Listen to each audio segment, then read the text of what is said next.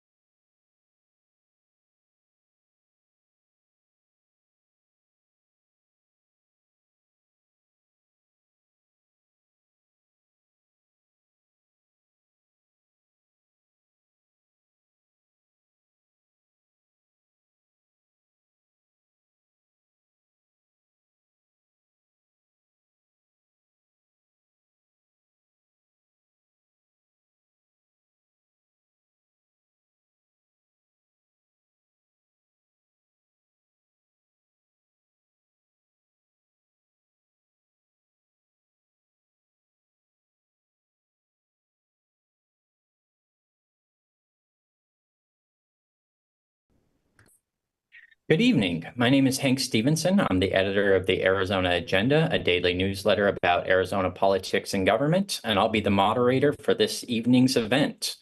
The Citizens Clean Elections Commission is the sponsor of this event. Clean Elections is the state's voter education agency and the official sponsor of Arizona debates, so voters have the opportunity to hear directly from the candidates, ask questions on the issues that matter most to them, and vote informed. All registered voters can vote in the general election, which will be held on November 5th. The voter registration deadline is October 7th, and early voting begins on October 9th. Voters that are watching this debate live, you can submit a question at any time. Do that via email to debates@kc-a.com. You can text them into 408-840-8350, or you can call them in to 480-937-1253. We may not get to all audience questions, but we'll do our best. Tonight, we're hearing from candidates in Legislative District 30, which covers vast portions of northwestern Arizona. With us tonight are Democrats Jem Morgaine, a candidate for the state Senate, and Democrat Monica Timberlake, who is seeking election to one of the district's 2 state House seats. Republican Representatives John Gillette and Leo Biasucci declined to join us tonight, as did Republican Senate candidate Hildy Angus. Candidates, you'll have about a minute for your opening and closing statements and 1 to 2 minutes for responses to voter questions. We encourage an open exchange of dialogue between opponents. If you feel the need to respond to another candidate's comments after they conclude speaking, you may do so. I may limit responses for time management purposes. And we remind the candidates and the audience that this is a respectful, courteous, and professional environment. Our goal tonight is to connect candidates and voters so our electorate may vote informed. Okay, thanks for bearing with me. And let's start with the Senate candidate. Why don't you give the voters a little bit about yourself? Okay, thank you, Hank. So my name is Jem Morgana, and I am running for the Arizona's 30th Senate position. I am a Kingman property owner, although I am now a La Paz County registered voter. And so I have interests across the whole now of our legislative district. I'm an Army veteran, and obviously I am a woman. So all of these factors greatly impact and inform why I run and the issues that I'm running for. Okay, thank you very much. Ms. Timberlake? Right. So my name is Monica Timberlake, and I am running for the State House for LD30. I am a local realtor in Quartzsite. I am the senior most governing board member for the Quartzsite Elementary School District. I've been in that position for 14 years, and I'm currently serving as school board president. I also am serving as the president of the Rural Alliance for the Arizona School Board Association because I am committed to my rural communities and my rural school districts. As a Flynn Brown Fellow and as a Project Central alum, I have been advocating statewide for rural communities for the last several years. I've also had some experience as a town council member. I have chaired various town boards and committees. I've been a director for the Chamber of Commerce. And I decided to run because representation matters. Rural Arizona needs a strong voice and strong leaders to advocate for our local communities that are oftentimes ignored. So as a current school board member, I've seen our education funding be stripped. I've seen our water in our local communities not be protected. I've seen lack of resources in our rural communities, and I want to be in the state legislature to address some of those issues and really ensure that rural Arizona has the same quality of life as everywhere else. All right. Well, thank you very much. Nice to meet you. And let's hop into some voter questions here. And I think the first thing that voters probably want to know about you are, what are your priorities? So if elected, what would be the first piece of legislation you would sponsor? And let's start off with you, Ms. Timberlake. So I've been working on a piece of legislation for a minute that actually would change the small school funding formula. Our smallest rural schools, or not the very smallest, but those that fall between about 125 to 250 are really at a deficit because there's a funding gap with a formula that was done in the 80s.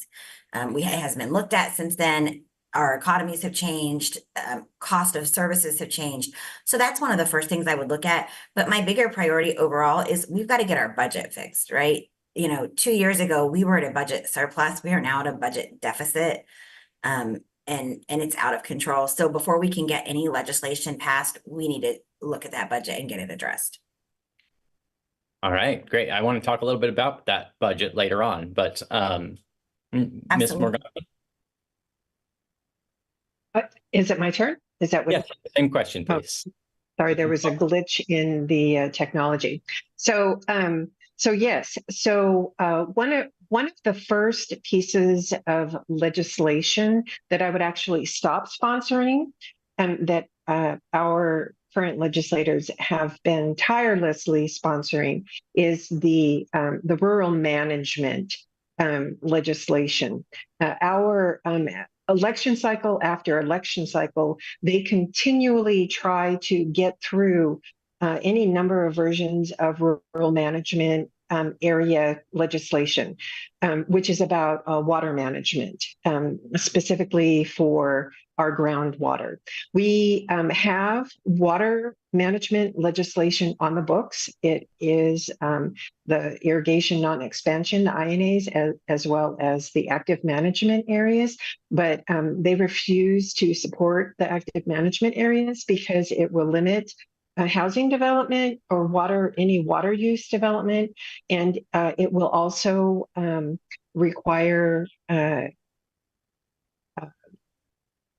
not recording, monitoring of wells, and so they don't want to institute that. So I would stop sponsoring that legislation and work with our supervisors to help address their issues and concerns with just moving forward with active management areas, because we already have water management legislation on the books. And just very quickly, the actual piece of legislation that I would put forward is a piece of legislation that will explicitly authorize women to purchase firearms in Arizona. While that may seem like a strange piece of legislation, the Constitution, if you look at the Second Amendment and look at it historically, it does not, the Bill of Rights, it does not apply to women. It does not apply to women. And so I would bring forth the awareness that the only constitutional protection that women of Arizona have is the 19th Amendment, which protects our right to vote. And so I would make the women aware of that by initiating legislation that explicitly grants women the right to purchase firearms in Arizona. Huh, interesting. I've never heard that one before. So, and kind of tacking onto that, I think that everybody brings their own special skill set, their own background to the legislature that lends itself to a variety of different committees. And I wonder if elected, if either of you have the committees that you would love to serve on, you already lined up in your heads, and tell us a little bit about why you think you'd be good at that particular policy area. Oh, and why don't we go in reverse order? I'm sorry, Ms. Morgana. Okay. So that would be the natural resources, that is dealing with the water. For me, everything is about the water, because without water, there is nothing if we don't have water. And so that is where I would be the best voice for Legislative District 30, because development is out of control.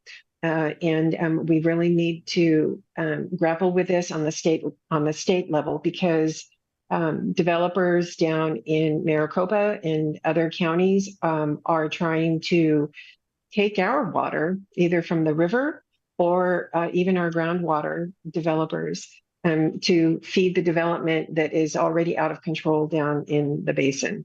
So we need to look at the water issue at the state level, not just legislative district or county by county. It needs to be addressed so that everyone in Arizona is able to sustain life as well as maintain their property values and not just the corporate developers. Okay, and Ms. Timberlake, So, the Education Committee. yeah, and well, yes, obviously. Well, but I do want to agree with Jem, right? Water is incredibly important, and especially in our rural areas. So I would be honored to sit on that Natural Resources Committee. Education is my background, so that one is kind of a natural fit for me. Public Education Advocate of the Year for 2022, school board member. So right in line with everything I've done for, the last decade and a half. But the reality, Hank, is whatever committee I'm put on, I'm going to do the work, right? Because we don't always get to pick the ones we want, but we need to be in there and doing what we need to do to support our communities and our constituents. So although I have the ones that I would prefer, I'm going to do the work wherever I'm placed. Right. And so if Democrats win in Legislative District 30, which is a pretty traditionally Republican area, it'll probably mean that they have flipped the state house and or the state Senate. And I'm curious if you can give voters a little vision of what a Democratic majority with both of you as part of it would look like. And Ms. Timberlake, why don't you start this one off? So we have seen over just this cycle alone, right? Democrats can't get bills heard because we have the Republicans control the majority of the House and Senate. That's unacceptable. And that's unacceptable no matter what party's in charge, right? Because we are all elected equally. So we need to be having good conversations, and those conversations sometimes have to occur across the aisle. Here's an example of the kind of leader I am. When I served on my town council, we had a council member that often said that he could not get his ideas. Nobody would listen to him because you had to have a first and a second in order to get the discussion started. That was the rule of the council at that time. And so nobody would second his stuff. So nobody heard his ideas. He was elected just like I was. So I started seconding his stuff. Now, to be clear, I didn't agree with him. And I would typically vote against him, but he had a right to speak. And so that's, I think, the legislature that we need. We need both voices. We need rational voices to have conversations, because that's how we serve the people we're supposed to be representing. So I'm hopeful that if we have a Democratic legislative House and Senate, that is how it will be handled. Okay. And yeah, so I agree with Monica. I think that there would be a difference in the way that our legislative priorities are handled. But, I read, it was a very interesting old American history book. And what was really interesting when I read this book was it talked about how education in the early formation of our nation, that education was the way to improve your life. The founders were coming from a very different type of society where it was based on how you were born. You were either born into a certain class status or whatever that was, and that pretty much defined the rest of your life. But education here in America became the way to improve, to change your stars, to improve your life. And I know the Harris administration talks about opportunity for all. And so I think with a Democratic majority that we would really focus on proper funding of our education, and also really focusing on improving the quality of our public education, because public education is the way that we create that opportunity equality. And how we can all access and improve our lives. The other difference I think that would be really important is the Democrats have tried to ratify the Equal Rights Amendment every single the word is it's not a legislative session. Thank you. I kept wanting to say Congress, but that was not on that right level. But every single legislative session, they attempt to introduce the ratification of the Equal Rights Amendment. That Equal Rights Amendment is what will grant equal protection of the Constitution to women. It's such a fundamental thing.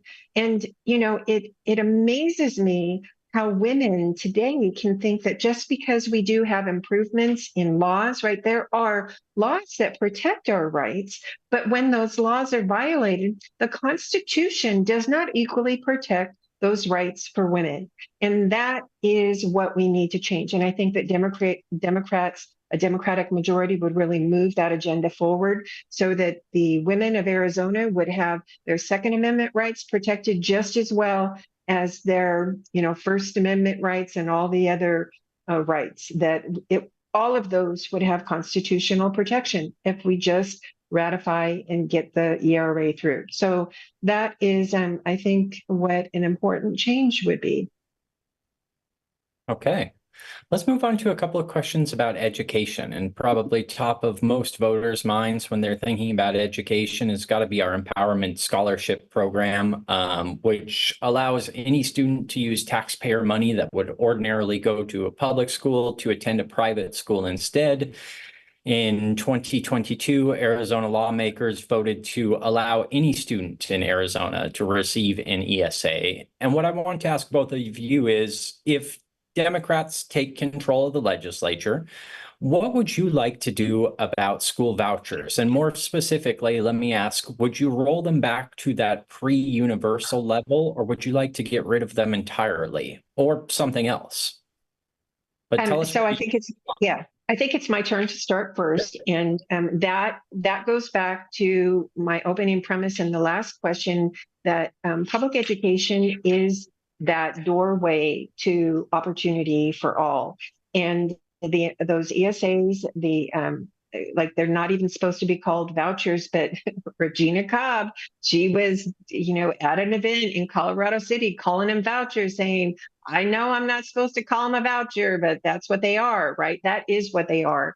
I would definitely roll it back, but I would not want to eliminate them, because the empowerment scholarships are a really necessary tool for those students whose needs are not being met and can't be met by the public school system. The public school system, not by default, but there are special needs and special circumstances. And I would want that opportunity to be there for those families.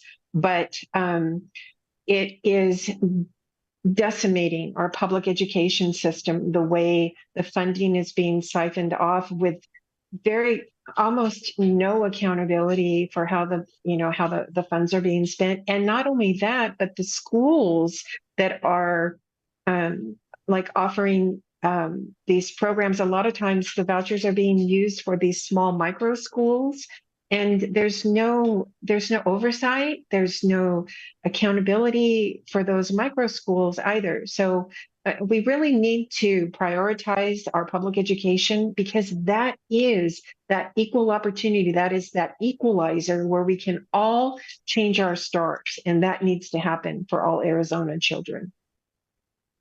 Okay. Ms. Timberlake, same question. Who should we allow to receive ESAs or vouchers? So most of us in public education actually supported vouchers in their initial form, right? For special education students that needed additional resources that public schools just could not provide. I absolutely support that. I have a special needs child. So we do want to see that all of our kids are getting, the best education that we can give them. What we have today is the biggest scam on our taxpayers. Our legislature, the initial estimates in 2022 were that vouchers were going to cost the state about $65 million. Well, we surpassed that by about $323 million that first in 2023.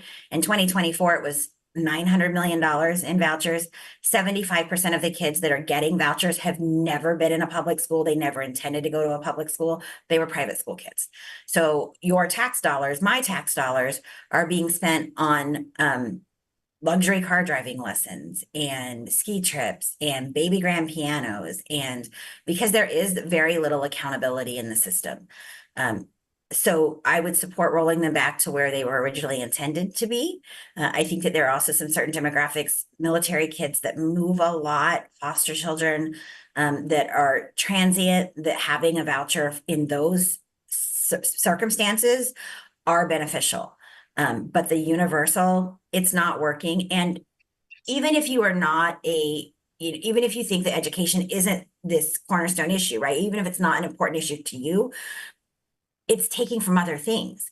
We were supposed to have $1 billion in our water budget for this year. Not only did we not put in the 333 million last year or the 333 million this year, but they clawed back another 100 million. That was supposed to go for projects to increase our water viability. So even if you don't support, even if you think vouchers are great for education, they're hurting in all of the other areas as well, because we cannot sustain it.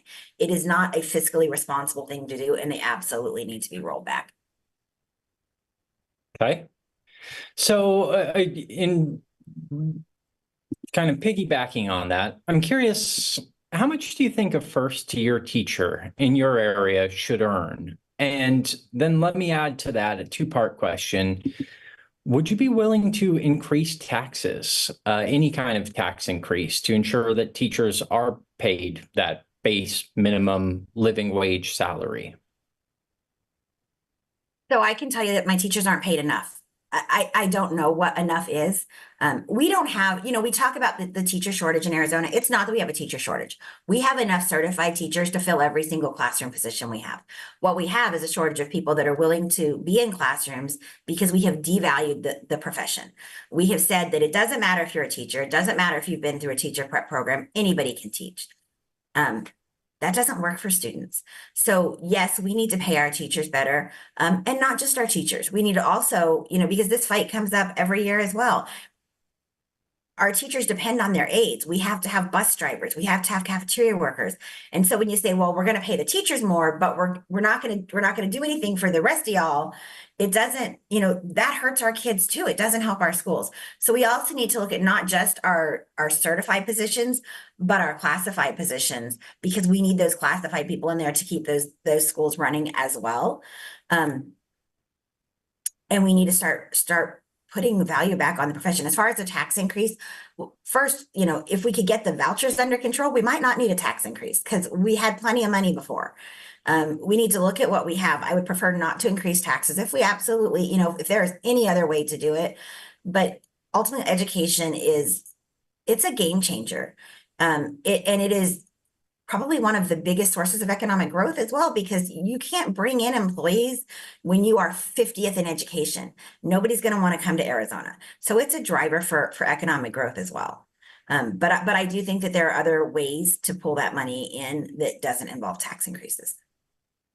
Okay, I want to follow up on that, but let's give everybody a shot to answer the first round.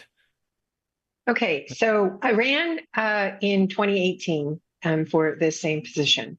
And so that was during the Red for Ed, all of that big focus. I was out walking the lines with the teachers. I was very involved. I was at the protest when Governor Ducey came to Mojave County Fairgrounds and wouldn't even drive past the local teachers. He skirted in through the back way because he didn't even want to have to see the protest.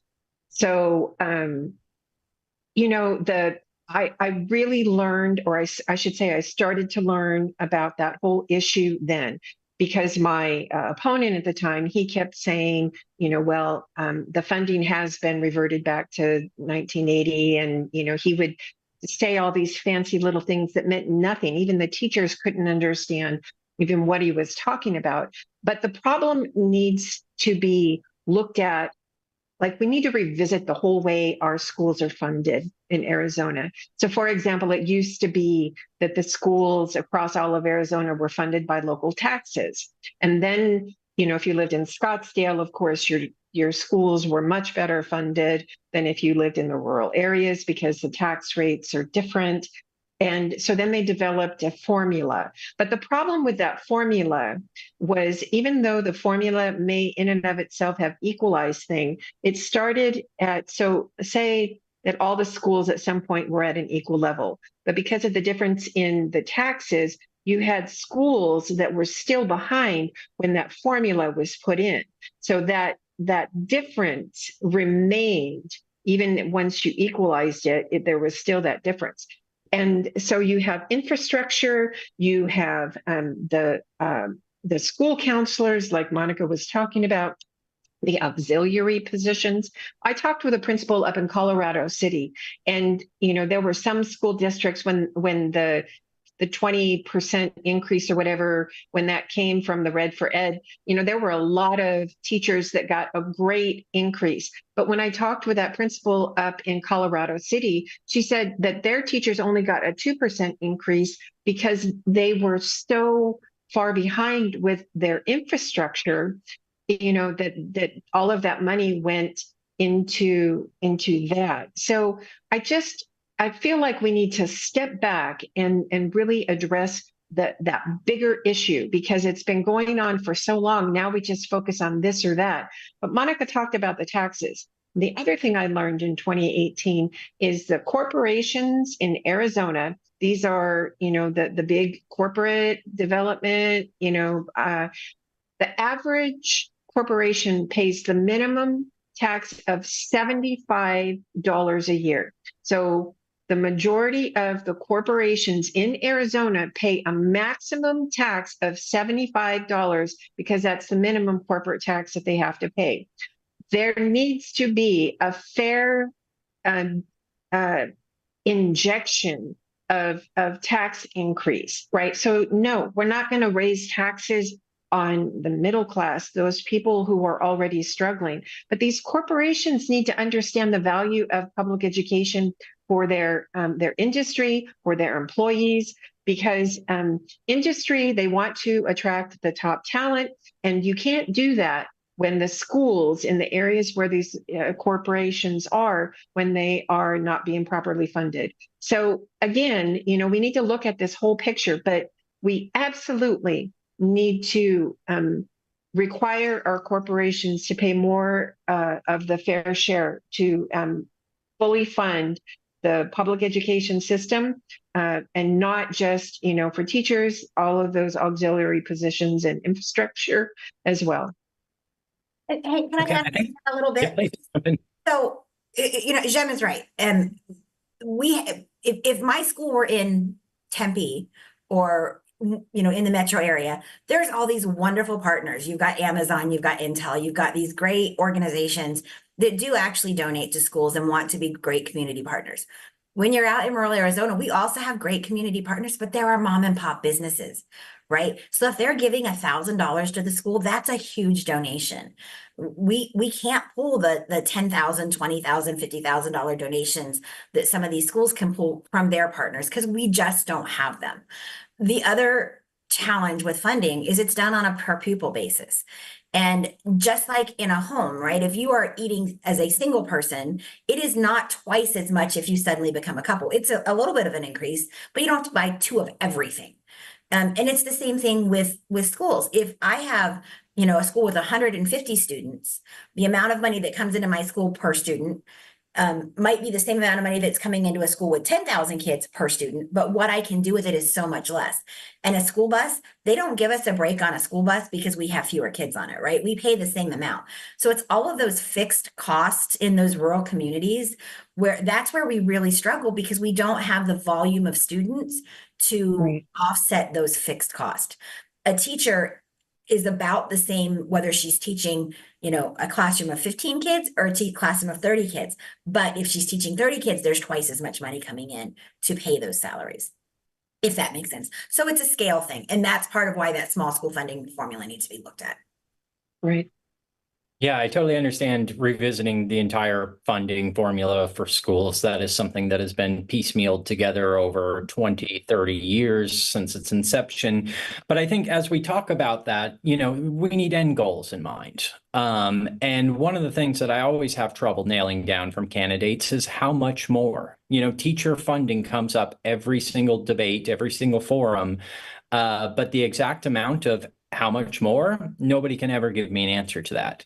And I think that we talked about the Red for Ed 20%, and of course that was only for teachers, not all the support staff. We've got infrastructure problems in schools. But with all that in mind, if we're talking about rewriting the funding formula, what should a teacher in your neck of the woods be earning? A first-year teacher, what do you think is a reasonable salary for them? A reasonable salary that will keep people in the profession? Can either of you give an answer to that?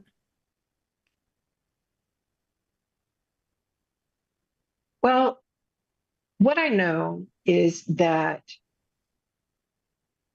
so in our area, let me start there. In our area, we're talking about Legislative District 30. We're talking about 4 counties comprise our legislative district. Now, what that might be in Wickenburg is not going to be the same as what that might be up in Colorado City, or what that might be in Bullhead City, Lake Havasu, or Forsyth. So I can't, that's part of the problem for us in LD30. There is no one size fits all. And maybe there shouldn't be. I'm not sure, honestly. I know that what makes teachers happy is not always just about the money. It's about the value that they feel. It's about the support that they need for their continuing education. It's about the support so that they can go on to become a master teacher, right? One of my very dear friends, she's, and that may not be the right name that they call it, but it's like this master teacher that you go through all of this training and you get certified, and it means something. A lot of the schools up in LD30, they don't pay for that kind of training. So sometimes it's not just a monetary, it's those soft pieces, right? It's the soft extra things that are in there that aren't just always necessarily about their take-home pay. But when you have schools that are constantly stressed and overburdened by the constant difference between what the schools need and what they have, it creates unnecessary stress. And people in the best of circumstances, are not always kind. And, there's a quality of life in where you work as well. And so I don't think that it's that it's a fixed dollar amount. And again, that needs to be revisited on a larger scale, because there are so many inequities that have already been built in to our education system across the entire state. And certainly on reservations, the education issues are a completely different set of issues there. So I know you want a hard number, Hank, but there isn't a hard number where, you say our area. There isn't a hard number. I totally understand that, different parts of the state, it is a different living wage. You can't live in Sedona for the same price that you might be able to live in Havasu City. And also just the idea that, the pay is not the only factor that is going into these decisions when people leave. Obviously, there's a number of things, work environment, benefits, just class sizes, you name it, that might be pushing people out of the profession. But let me ask the school board member, is another 20%, if it were across the board, bus drivers, support staff, would that keep people in the job? It would be a start. It would definitely be a start. So I'm in a border community. I live right on one of my schools is literally 5 minutes from the California border. And I have absolutely amazing teachers that love their kids. And I love being in that small rural district because we know our kids, right? But my teachers could drive 5 minutes and make $25,000 more because of where we're at. They choose to stay with us because they love our school and they love our community. But it's not just my school, it's all of the schools along our borders that have that same issue, because all of the states surrounding us pay more than we do. So we at least have to be matching them if we want to keep our teachers in our classrooms. I would love to see us lead the pack in teacher funding, but if at least be middle of the road, right? At least come up to where we're average with everybody else. And we are so far from that. But we ask our corporations to pay their fair share so that we don't have to raise taxes on our hardworking Arizonans. It's unfair. It's unfair that the corporations get basically a tax-free break here in Arizona, and everything suffers because of it. I could talk education and corporate tax credits all night, but I know that you both wanted to talk a little bit about water, which is, a huge issue up in your portion of Arizona, especially with the Fundamante company growing alfalfa to ship to Saudi Arabia. With that particular issue, the governor's office and attorney general have been kind of cracking down on that company in some of its permitting. But I think either at the beginning of this conversation or before we started, you were both talking about our active water management laws. And I just want to set out an open question of what does rural Arizona and particularly northwestern Arizona need in order to get a handle on its groundwater in particular, and we can move on to surface water next. But when we're just talking about groundwater, is an AMA designation going to solve the problem? Do we need to make changes to our AMA laws? Like, where do we even start? So I'm not sure who's supposed to go first. You can. Okay, so yeah, the water is the single most important issue for me. It's actually what motivated me to run the first time in 2018. I was a first-time property owner in Kingman, and our aquifer was very severely overdrafted. The Fundament down in Fundamontes, however, it's in La Paz, is becoming more of an issue. But the problem with active management areas is it is the only water management tool available that actually protects the water. Now, it's not a perfect tool. There is never going to be a perfect tool, because what needs to happen to protect our water is we need to use less than what is replenished in the aquifer. That's just a fundamental thing. There is no budget deficit when it comes to water. We cannot just write new water or extend the water. It's a finite resource. And so the only way to protect our water is to use less than goes in, replenishes the aquifer. We're in a 50-year drought in Arizona. In fact, the drought situation in this part of the world has been going on for so long and is so severe that it is aridifying our climate. That means not just our day-to-day weather, but our actual climate is becoming more arid, drier, which just then creates problems, on an even larger scale. The Department of Agriculture is just constantly declaring natural disaster zones in Arizona because of the drought when there isn't enough water. And that's the agricultural department. And so that's where the fields and, the agriculture is. They will actually declare natural disaster areas because of this aridification to help to give the farmers some assistance when their, crops are getting obliterated by it. So we need to understand that at the whole state level, because you've got one county fighting for the water, and not understanding that water needs to go also for other people. It's like we cannot be hoarders of the water in one county. We have to understand that you don't get to come and take our water just because you want it, right? Everyone deserves to have the same water, because that's the way that the resource is finite, Hank. So you're asking about, is the active management, does it need to be tweaked? What needs to be tweaked is the way we look at economic growth in Arizona, because our economic growth cannot be dependent on a never-ending housing development growth.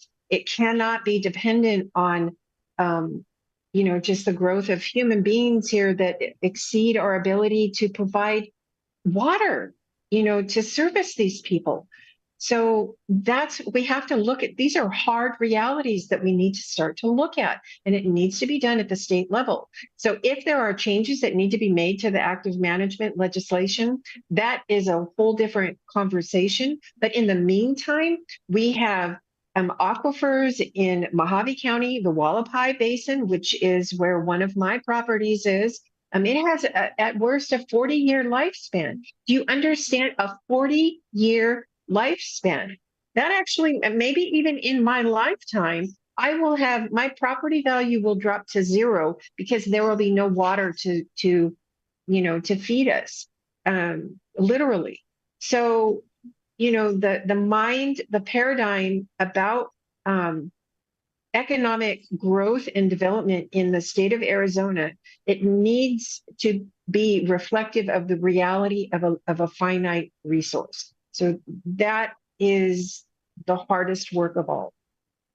So let me just briefly follow up on that. Does that mean actually limiting growth? Should we as a state slay that sacred cow of growth is our future? And if so, how?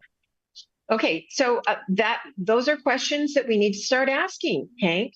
And it's not because I'm anti-people or I'm anti-growth or I'm anti-development. That is the hard reality of where we are. We do not have enough water in Arizona to sustain the people and the development that we have already. So the existing development that we have in Arizona, we do not have enough water to sustain that. And I say that because of my own reality up in the Wallapai aquifer, that aquifer has a 40-year lifespan at worst, maybe 80 years.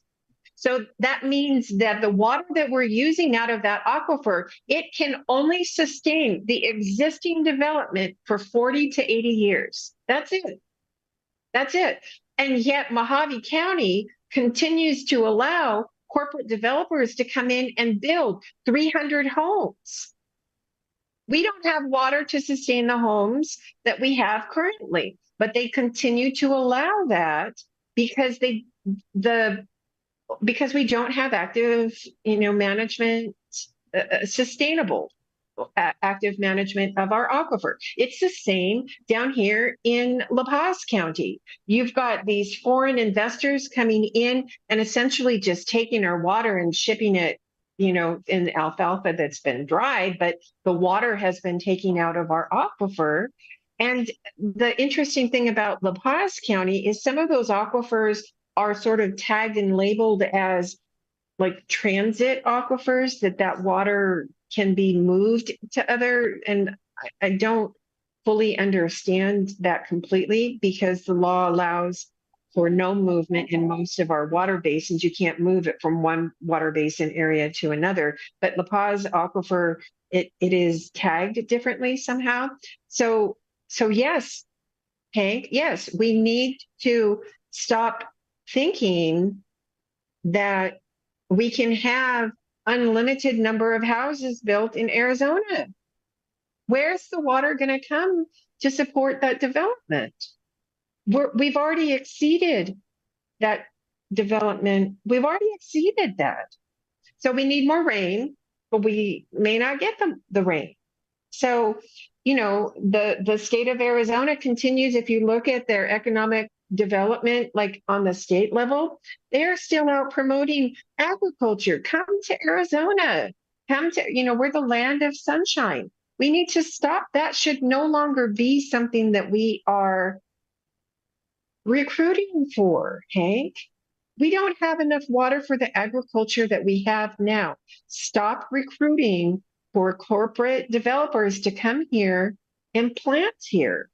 We need to manage the resources that we have that is sustainable. We do not have a sustainable water management plan for Arizona as a whole. All right. Ms. Timberlake, same question-ish. Do you agree that we're now or in the near future going to have to start limiting housing development? And what about when it comes to agriculture, which uses, as you I'm sure know, much more water in this state than human? Right. So, obviously this is also an issue that Jem is very, very passionate about, and I love that. First, water is not a partisan issue, right? Water does not care whether you're a Democrat or Republican. We only have so much of it. We have in La Paz County, I happen to have one of my supervisors is an absolute water warrior and has worked tirelessly to try to protect our water in La Paz County. And Jem is right, we're a transfer basin. So they do take water from here. When we talk about and we talk about the foreign farms, but everybody always wants to talk solely about Fonda money and the farms that were the shipping to the Middle East. To me, foreign is anywhere that is outside of our area. So it doesn't matter if that farm is in Minnesota. It doesn't matter if that's the community of Queen Creek, right? If it's not from our area, they shouldn't be taking water from our area. If they can't manage what they have in their communities, they should not be coming into ours. And pillaging. I have one of my smaller communities, they've sunk by, I think, 4 inches, right? It's destroying their homes. It's destroying foundations because the ground is sinking because of the groundwater being pulled out. Those things need to stop, but we need to stop fighting over party and actually come to the table willing to work.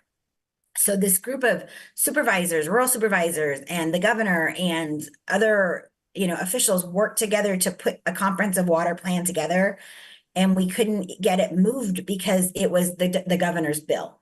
It wasn't the governor's bill. It was a bipartisan effort.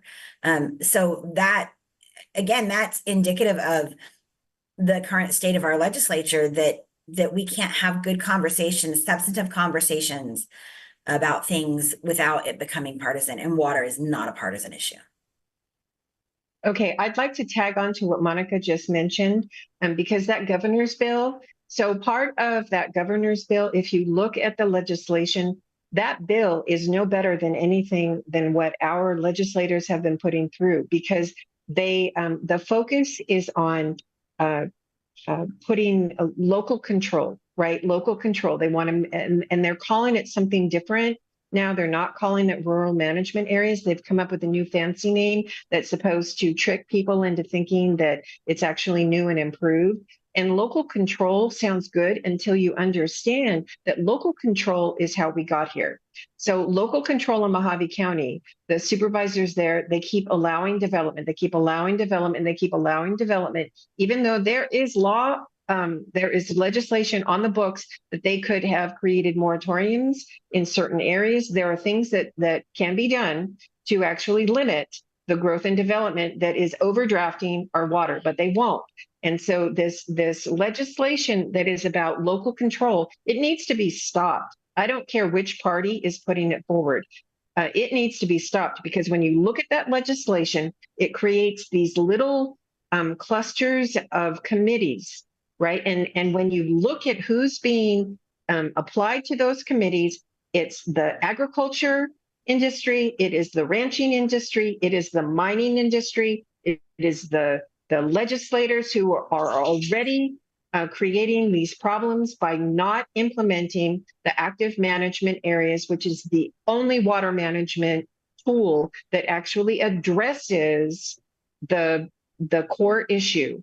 And that's what this legislation is about, circumventing the active management areas that they don't want. This is the issue. So they circumvent it. They don't want to have to limit development. So, well, let's have local control so we can still allow the housing development and we're not upsetting our developers. It circumvents the protection, consumer protection of realtors would then have to, it would be required when a new property is sold, that person who is buying that property, that they would be informed about the water situation before they buy a piece of property in any of these active management areas. So currently that's not happening. So that's what happened to me when I bought my property in Kingman. I was not informed that our aquifer was at risk of running out of water. And so these are all the issues that local control has been perpetuating. And so I do not support, I have asked Chris Mays to not support this bill because those fundamental pieces are not protecting the water for the people. It fundamentally protects the water for these corporate developers that continue to want to come in to these rural areas and suck our groundwater dry. And then they will go off and take their money and become a parasite, a water parasite in another part of this country. So, Hank, I'd like to, Please, if I jump can. So, I mean, yes, Jem is right in that, you know, we can't allow the outside foreign investors, but also in our rural communities, housing's an issue, right? Workforce housing is an issue.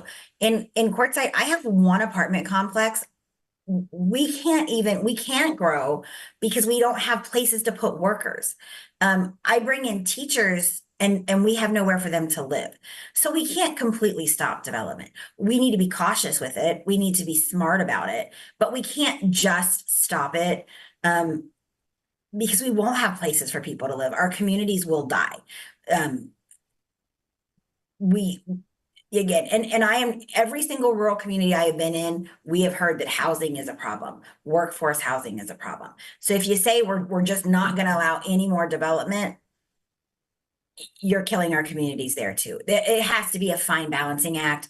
And again, that's why we need cooler heads to have those conversations to figure these things out. Well, I would love to get into housing policy, the budget I promised we would get to, but the water conversation, education ate up quite a bit of our time, well spent. But I do want to hit a couple of more quick questions, if you'll indulge me, particularly about the propositions that will be on your ballots. Tell me if I'm wrong that both of you plan to support the Arizona for Abortion Access Initiative. But assuming that is the case, I want to give you an opportunity to tell the voters a little bit about why that's important to you and why you plan to vote for it. So I absolutely do support it. I am a mom. I'm a mom of two. I wanted to be a mom my entire life. My children are the center of my world. I have a 3-year-old grandbaby that I will tell you is the cutest baby ever.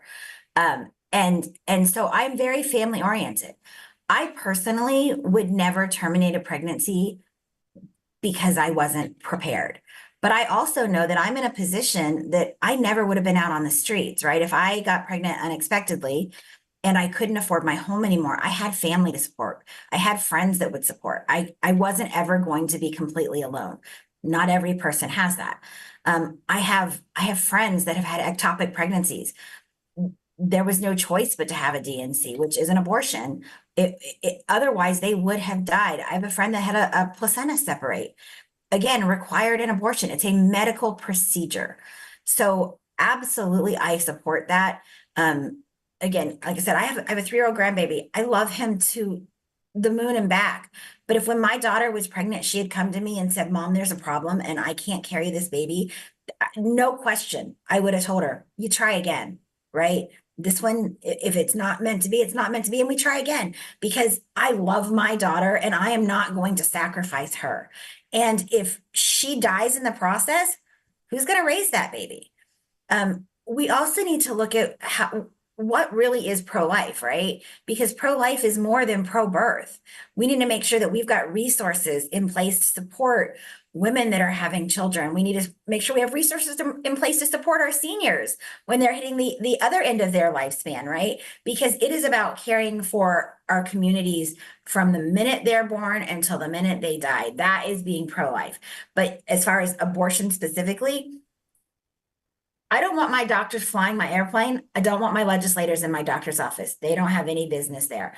I don't have any business in somebody else's doctor's office. So those are medical decisions and they should be left between the woman and her doctor and whoever else she chooses to invite into those situations.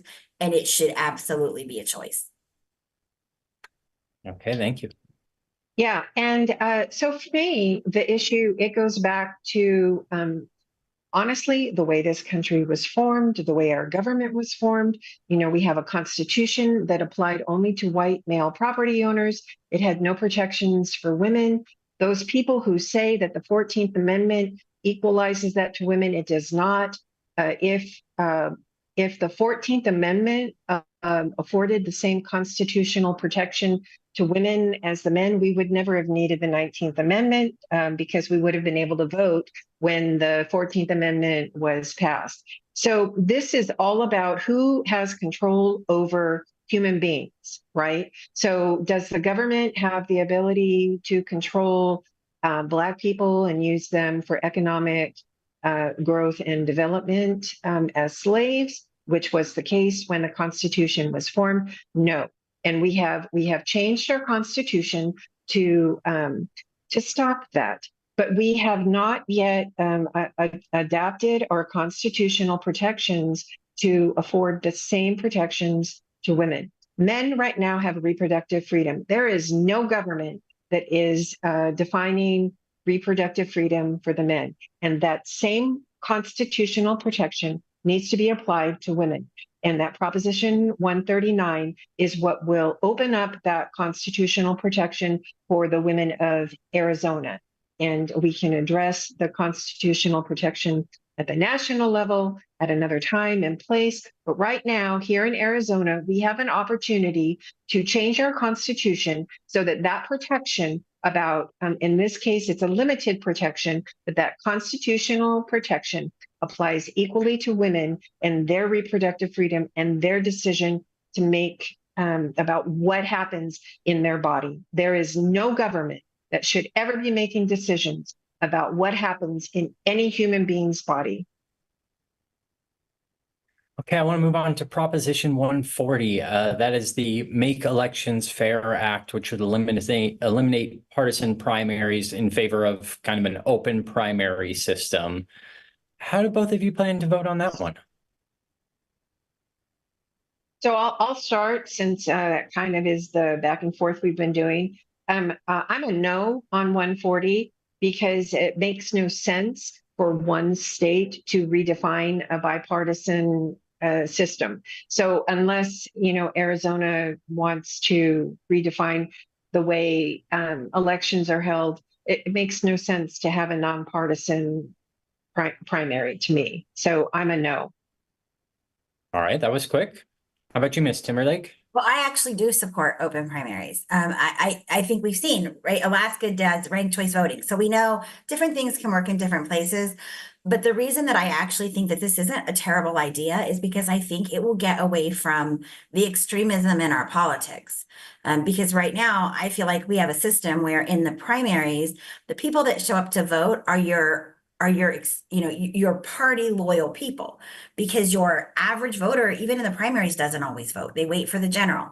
So your extreme candidates are the ones that tend to make it through the primaries, because those are the people that are voting.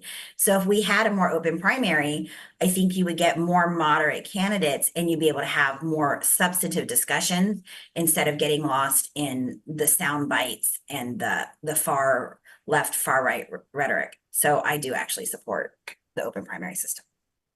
Okay, one more initiative I want to ask you both about, and that's Proposition 314, which would make it a state crime to be in the country illegally and require local law enforcement to enforce that law. How do each of you feel about that? So our law enforcement is another area that is oftentimes, especially in rural counties, woefully underfunded. And so asking them to take on that additional role without funding that, one, doesn't make any sense. That's not their job. That's a federal issue. And we need to get our federal our federal senators and Congress to do what they're supposed to be doing. We need to make sure that we are sending good people this time that will get those things done, because we did have a border bill that could have helped curtail some of that. So no, I don't support making it law enforcement's job to manage that. I think that they have enough to do without adding that, without any kind of additional resources for them. Yeah, and I agree completely with everything that Monica just said. And this is really an immigration issue, and we need immigration reform. The you know I do not. So I do not support people coming here illegally, and the reason why I don't is because I value the way human beings live. I don't want human beings feeling like they are substandard, that they're less than, that they need to hide in the shadows. When people come here to this country, I want them to be able to uh, really exercise our freedoms out in the open and not feel like they have to hide and you know lie sometimes, because they sometimes will lie about having certain things. And I just, the broken immigration system promotes a way of living for those who come here undocumented that I wouldn't want for anybody. And so you know it's why I really hope that Kwesi gets elected so that he can go to Washington and really work hard for immigration reform, because we also have a right to have a safe, a safe country where, everyone's here because they're supposed to be here, and that they're paying and contributing and doing all those things that we all have a responsibility to do. So, it's a complicated issue, but I do not want our law enforcement being involved with what is fundamentally a federal issue. We need to fix it at the federal level and move on. And hey, so we played this game before, right? Back at, with SB 1070. Exactly. And that hurt our economy, because look at all of the resources that we lost. Look at all of the events that we lost because they wouldn't come here because of our stance on immigration. And so it hurt our communities. So, again, we've played this game before and it didn't work the last time. I don't know why we think it's going to work this time. Okay, well, we are running out of time. Thank you both so much for sticking with us here. And why don't each of you just take a moment to tell the voters anything you want them to remember about you. And I believe we started off with Started with me. Okay, then let's not give you the final word. Why don't you kick off, start this off, and we'll give the final word of the night to Miss Timberlake. Okay, so I'm sorry, I got so focused on who was going to go first. Statements. Thank you for doing that job for me, remembering who's going when. Just anything you want to tell the voters before we close up tonight.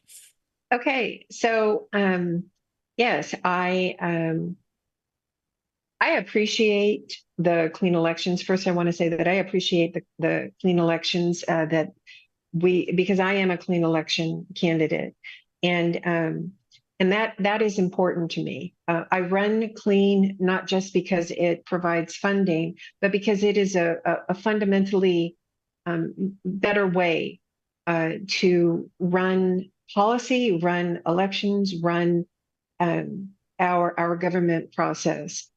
So what I would like the voters to understand about me is really that I run clean because I am motivated to bring that kind of change to the process of our government as well. I am a citizen just like everybody else. I want to see our country thrive. I want to see our state and our legislative district thrive. But all of this divisiveness and the focus on partisan politics, I want it to stop. And that is what I will bring to the table, is I will hold people accountable for their partisan rhetoric, no matter which party is engaging in it. And I will really work toward finding that common ground for the issues that affect us all, and regardless of the party affiliation, like what Monica had mentioned. And the clean elections is Hank, I can't say enough about really the clean elections is a value that we have that allows for people to run who wouldn't necessarily be able to run in any other way. I'm a disabled veteran. who I'm out here doing my best to win this election. And so a vote for me is a vote for a water warrior. It's a vote for a warrior for equal protection under the Constitution for everyone's rights, not just what is considered to be partisan rights. And it is a vote for really fighting for our veterans who are falling through the cracks. We did not really have an opportunity to talk about the homeless veteran problem that is predominant in La Paz County. But I am a fierce advocate for the causes that inspire me to run. So I ask for your vote, and I thank you for your time. Any website you'd like people to check out if they are looking for more information? Real change for LD30.com is a combination of the PAC that I run and my campaign website, because the issues that I advocate for through the Political Action Committee, Real Change, they're the same issues that motivate me to run. So Real Change for LD30.com. Thank you. Thank you. And Ms. Timberlake, the final word from you. I guess what I would really want people to know about me is that I am first and foremost a servant leader. I believe in serving my community. Now, whether that's the community of Quartzsite, where my home is, the community of La Paz County, the community of LD30, or the community of Arizona, right? I'm here because I want to serve my community. I believe in having conversations. I am not one to go out and tell somebody that I know better than them about where they live and how they should be living, right? But I want to have those great conversations so that we can help bring change and the change that those communities want as we support local control. So that's my goal. And I have, as I've been out on the campaign trail, I have made 2 promises, and I would like to, again, share those because I think that it's, I want people to hold me accountable. I want 2 phone calls every month on my calendar, one with all of my elected officials, regardless of party. If you are a county supervisor, if you are a school board member, if you are a sheriff, if you are an assessor, if you're on the fire board, if you are elected to office, I want to have a conversation with you because we do have such a large district. We can't be everywhere all the time. So we need to be having those conversations so that we can hear what's working, what's not working. And the one that gets missed a lot is the unintended consequences of bills that we're looking at. And we need to hear that from the boots on the ground people. And then I want a second phone call with our community leaders, because you don't have to be elected to be a change maker in your community. And so I want to have those conversations as well, because I want to make sure that we are connecting with the people that we're supposed to be representing, because you cannot represent people you don't talk to, and you cannot represent people you don't listen to. And so that's what I want to do, is go down there and make sure that what I'm hearing and those conversations we're having, that those are the things we're getting done, because those are the things that matter. Okay. Well, that's all the time we have tonight. Thank you to candidates so much for making the time to participate tonight. And to the voters, we thank all of you who took the time to watch the debate and inform yourselves ahead of the November 5th general election. And finally, we encourage you to visit azcleanelections.gov for official, accurate voting information. Thank you both again. Thank you.